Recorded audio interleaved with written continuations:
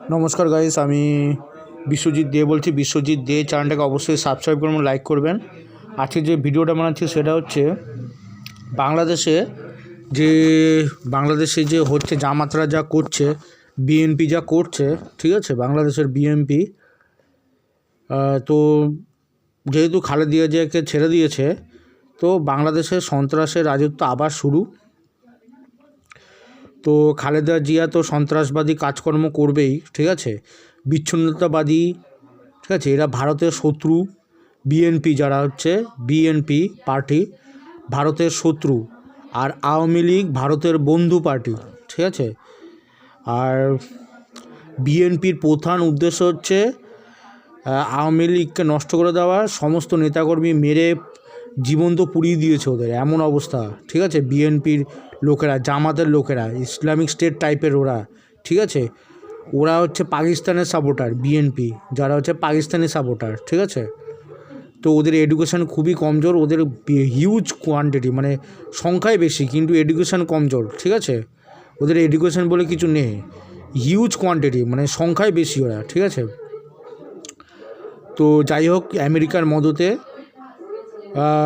বিভিন্ন Islamic state বা বিভিন্ন রকম সন্ত্রাসবাদী গোষ্ঠীর মদতে, ঠিক আছে, কিংবা ভারতীয় শত্রুদের মদতে, তো বিভিন্ন দেশ থেকে পয়সা আছে। ভারতের শত্রু বিভিন্ন জায়গায় আছে, সৌদি আরবে আছে, ইরাক, ইরান, ঠিক আছে, বিভিন্ন জায়গায় ইসলামিক স্টেট, মানে যারা হচ্ছে, ঠিক আছে, শত্রু দেশ, তাদের কাছ থেকে টাকা পয়সা আসে বলেই এদের এত বাড়বাড়ন্ত, ঠিক আছে। নাহলে শেখ হাসিনা কী সুন্দর সোনার বাংলা গড়ছিল। তো ইসলামিক স্টেট বা বিভিন্ন রকম উগ্রপন্থী যে সংগঠন রয়েছে, তারা টাকা পয়সা দিয়ে এই বাংলাদেশি জঙ্গিদের সাহায্য করেছে। এছাড়া পাকিস্তানে হচ্ছে আইএসআইও আছে, ঠিক আছে। ওটা হচ্ছে পৃথিবীর শ্রেষ্ঠ সন্ত্রাসী গোষ্ঠী, পাকিস্তানের আইএসআই, ঠিক আছে। এছাড়া ইসলামিক স্টেট আছে, বিভিন্ন রকম উগ্রপন্থী সংগঠন আছে, ঠিক আছে। তো এরা বাংলাদেশটাকে পুরো এখন নষ্ট করে দিয়েছে, বাংলাদেশের গার্মেন্ট ফ্যাক্টরিটাকে নষ্ট করে দিয়েছে পুরোপুরি। আর বাংলাদেশের মানুষের পেটে লাথি মারছে, ঠিক আছে। নিজেরা বাইরের দেশ থেকে, শত্রু দেশ থেকে কোটি কোটি টাকা নিয়ে নিজেদের দেখুন ব্যাংক ব্যালেন্স ভরে নিয়েছে, ঠিক আছে। আর এই বাংলাদেশি সব ভোলাবালা সাধারণ জনসাধারণকে এটা ধ্বংস করে দিচ্ছে, ঠিক আছে। জনসাধারণ 300-400 টাকা ডেলি এতে ওরা গার্মেন্টসে কাজ করে, মানে কাপড়ের কারখানায় কাজ করে ওরা ইনকাম করতো, ঠিক আছে। কেউ তো রিক্সা চালাতো, কেউ তো অন্য কোনো কারখানায় কাজ করতো, ঠিক আছে। বেশিরভাগ গার্মেন্টস ফ্যাক্টরিতেই কাজ করতো, কাপড়ের কারখানাতেই কাজ করতো, ঠিক আছে। এছাড়া অন্যান্য অনেক বিভিন্নভাবে রুজি রোজগার করতো। তো ম্যাক্সিমাম লোকের পেটে লাথি তো মেরেছেই এরা, ঠিক আছে। আর জিনিসপত্রের দামও বেড়ে গেছে, কেননা ভারতে প্রচুর প্রোডাকশান হয়। ভারত থেকে অনেক ফল, সবজি, বিভিন্ন রকম পণ্য, ঠিক আছে, সমস্ত রকম যেত, সেগুলো পুরো নষ্ট করে দিয়েছে, ঠিক আছে। তো ভারত থেকেও অনেক কিছু ব্যান করে দিয়েছে, ঠিক আছে। তো যা বাংলাদেশ একটা পাকিস্তান, পূর্ব পাকিস্তানে পরিণত হয়ে গেছে এখন, ঠিক আছে। ওই বাংলাদেশ নেই আর, এখন পূর্ব পাকিস্তান হয়ে গেছে। তো পাকিস্তানকে উচিত শিক্ষা দিতে পারে আরাকান আর্মি, ঠিক আছে।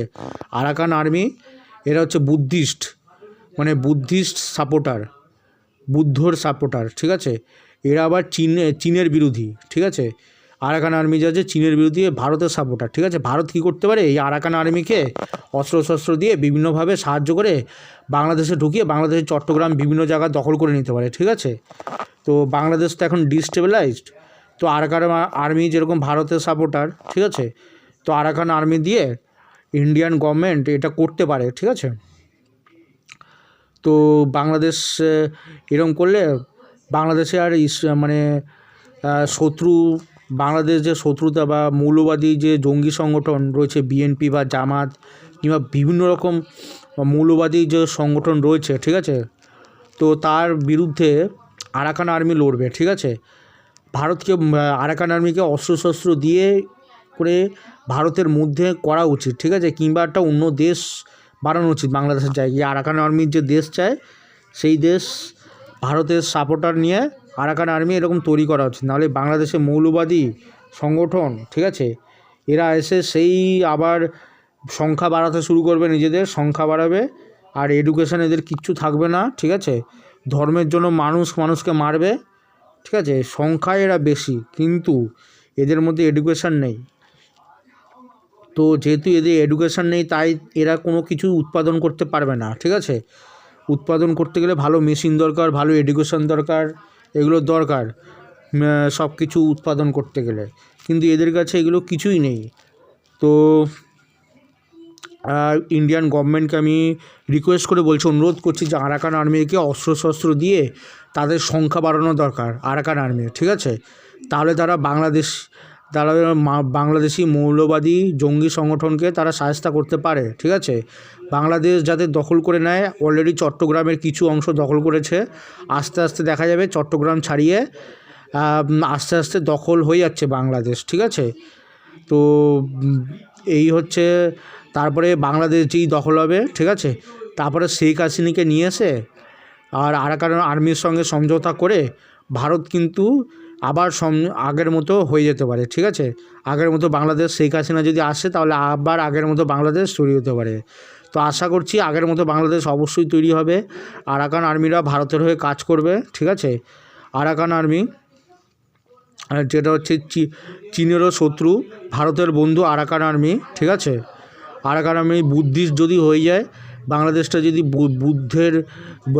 বুদ্ধিস্ট লোকেরা, বুদ্ধের অনুরাগীরা যদি থাকে, তাহলে বাংলাদেশের উন্নয়ন হবেই হবে, কেননা বুদ্ধিস্টটাই হিন্দুদের মতোই, ঠিক আছে। হিন্দুদের মতোই এডুকেশনের ওপর খুব ফোকাস করে। হিন্দুরা যেমন এডুকেশনের ওপর প্রচুর ফোকাস করে, বুদ্ধিস্টরাও সেরকম এডুকেশনের ওপরে প্রচুর ফোকাস করে। কিন্তু মৌলবাদী জঙ্গি সংগঠন, ওরা এডুকেশান নিয়ে কোনো কিছুই ভাবে না, ওরা খালি সংখ্যা নিয়ে ভাবে, লোক সংখ্যা কীভাবে বাড়াবো, নিজেদের সংখ্যা কীভাবে বাড়াবো, এটা নিয়ে ওরা ভাবে। তো ইন্ডিয়ান গভর্নমেন্টকে বলবো যে আরাকান আর্মিকে অবশ্যই সাহায্য করুক। তো বিশ্বজিৎ দে চ্যানেলটাকে অবশ্যই সাবস্ক্রাইব করবেন এবং লাইক করবেন। ধন্যবাদ।